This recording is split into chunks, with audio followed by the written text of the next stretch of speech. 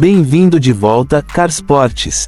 Hoje vamos mergulhar profundamente em uma das maiores histórias de "e se" da aviação mundial, o Avro Canadá CF-105 Aero. Este não foi apenas um protótipo, foi uma declaração de poder tecnológico. Um interceptador da Guerra Fria tão avançado que, mesmo décadas depois, engenheiros, pilotos e analistas de defesa ainda discutem o que o mundo perdeu quando ele foi cancelado.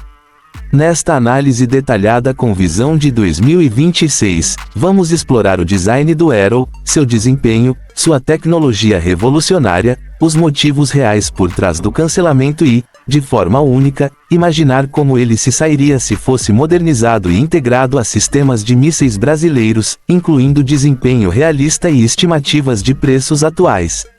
O CF-105 Aero nasceu na década de 1950, em um período em que bombardeiros nucleares representavam a maior ameaça estratégica. A União Soviética desenvolvia bombardeiros de longo alcance e grande altitude capazes de atingir a América do Norte, e o Canadá precisava de uma solução rápida, potente e eficaz. A Avro Canadá respondeu com uma aeronave que estava anos à frente do seu tempo. O Aero não foi projetado para combates aéreos clássicos, mas para subir rapidamente à estratosfera, interceptar bombardeiros inimigos e destruí-los muito antes que chegassem às cidades canadenses. Visualmente, o Aero parecia algo vindo do futuro. Sua grande asa em delta, linhas limpas, compartimento interno de armas e fuselagem robusta eram claramente focados em velocidade e altitude. A asa delta não era apenas estética, ela proporcionava excelente estabilidade em altas velocidades e permitia voo sustentado acima de Mach 2, algo extraordinário para os anos 1950. Mesmo hoje, muitos caças modernos ainda refletem conceitos aerodinâmicos que o Aero já dominava há mais de meio século. Quando falamos em desempenho, o CF-105 realmente chocou o mundo. Ele foi projetado para ultrapassar Mach 2 em altitudes acima de 15 mil metros. Dados de testes e relatos de pilotos indicam que o avião poderia atingir altitude operacional em menos de 5 minutos, algo impressionante até mesmo para padrões modernos. Seu desempenho de subida era simplesmente brutal. O motor planejado, o Orenda PS-13 Iroquois, era um verdadeiro monstro, capaz de gerar mais de 19 mil libras de empuxo a seco, com valores ainda maiores com pós-combustão. Se tivesse entrado em serviço, o Aero teria sido um dos interceptadores mais potentes já construídos. A aviônica era outro ponto onde o Aero estava muito à frente de seu tempo. O projeto previa um sistema de controle de tiro integrado, conectando radar, armas e dados de voo em uma única arquitetura. Isso era revolucionário nos anos 1950. O avião foi concebido para operar em qualquer clima, de dia ou de noite, guiado por radares em solo, mas com capacidade de interceptação autônoma.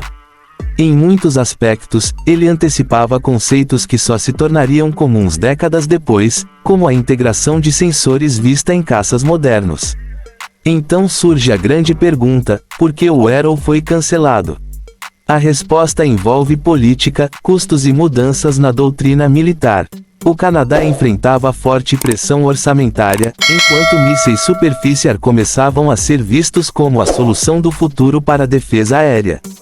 O Aero era caro, complexo e politicamente controverso. Em 1959, o programa foi encerrado de forma abrupta, e quase todos os protótipos foram destruídos. Engenheiros perderam seus empregos da noite para o dia, muitos deles indo trabalhar posteriormente em programas da NASA e da indústria aeroespacial dos Estados Unidos. O cancelamento não destruiu apenas um avião, destruiu uma indústria inteira. Agora, vamos avançar para uma perspectiva de 2026 e fazer uma pergunta hipotética, mas tecnicamente interessante: como o CF-105 Aero se sairia se fosse modernizado e integrado a mísseis brasileiros? Isso não é ficção pura, mas um exercício técnico baseado em sistemas reais. O Brasil evoluiu significativamente no desenvolvimento de mísseis, especialmente no campo ar-ar. Um dos destaques é o Adarter, um míssil de quinta geração desenvolvido em parceria com a África do Sul. O Adarter possui capacidade de alto ângulo fora do eixo, guiagem infravermelha por imagem e vetoração de empuxo. Se um Arrow modernizado pudesse empregar esse míssil internamente, ele ganharia uma capacidade de combate aproximado que nunca teve em seu projeto original. Em termos de desempenho, o Adarter tem alcance estimado entre 20 e 30 km e altíssima manobrabilidade, tornando-o extremamente letal em combates de curto alcance. Em valores estimados para 2026, cada míssil Adarter custa entre 800 mil e 1,2 milhão de dólares, dependendo da configuração e do volume de produção. É um preço competitivo quando comparado a mísseis equivalentes europeus ou americanos. Outro sistema brasileiro relevante é o MAA-1B Piranha II, uma evolução de projetos anteriores. Embora não seja tão avançado quanto o Adarter, ele é confiável, mais simples e muito mais acessível. Com alcance aproximado de 10 a 15 km, seria ideal como armamento secundário. Seu custo estimado em 2026 varia entre 400 mil e 600 mil dólares por unidade, tornando-o um dos mísseis ARAR mais econômicos disponíveis. Agora imagine um CF-105 Arrow totalmente modernizado, equipado com aviônica digital, radar AESA, controles fly-by-wire e integração completa com mísseis brasileiros. Sua maior fraqueza original, a falta de flexibilidade, desapareceria. O enorme compartimento interno de armas poderia acomodar múltiplos mísseis Adarter ou outras armas guiadas modernas, mantendo baixa resistência aerodinâmica em voo supersônico. Como interceptador puro, o Arrow modernizado ainda seria extremamente ameaçador. Lançar mísseis a partir de Mach 2 em grande altitude aumenta drasticamente o alcance e a energia cinética do armamento. Mísseis brasileiros lançados desse perfil teriam desempenho superior em comparação aos mesmos mísseis disparados por caças convencionais em altitudes mais baixas. Isso transforma o Arrow em um verdadeiro multiplicador de força. O custo, porém, seria o grande desafio. Reconstruir o CF-105 hoje exigiria novos processos industriais, materiais modernos e certificações complexas. O preço por aeronave provavelmente ultrapassaria 120 a 150 milhões de dólares, podendo ser ainda maior. Isso colocaria na mesma faixa de preço de caças stealth modernos, mesmo sem características furtivas.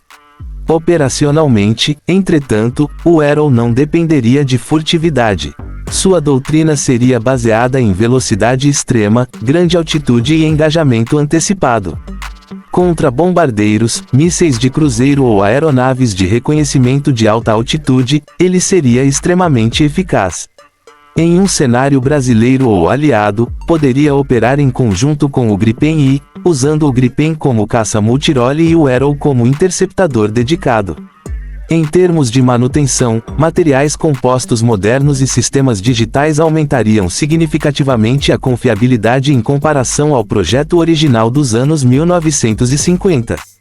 O consumo de combustível ainda seria elevado, mas motores turbofan modernos reduziriam esse problema. Com novos motores, o Arrow teria maior alcance e melhor autonomia de patrulha. Do ponto de vista econômico, os mísseis brasileiros oferecem uma grande vantagem. Um carregamento completo de Adarter e MAA-1B teria custo total estimado entre 6 e 10 milhões de dólares, muito abaixo do valor típico de armamentos transportados por interceptadores ocidentais modernos. Isso tornaria a operação mais sustentável no longo prazo. No fim das contas, o CF-105 Arrow representa um ponto de virada na história da aviação. Ele prova que a inovação nem sempre sobrevive à política e que algumas ideias surgem cedo demais. Sob a ótica de 2026, combinado com tecnologia de mísseis brasileiros, o conceito do Arrow ainda faz sentido, não como caça de dogfight, mas como guardião veloz do espaço aéreo.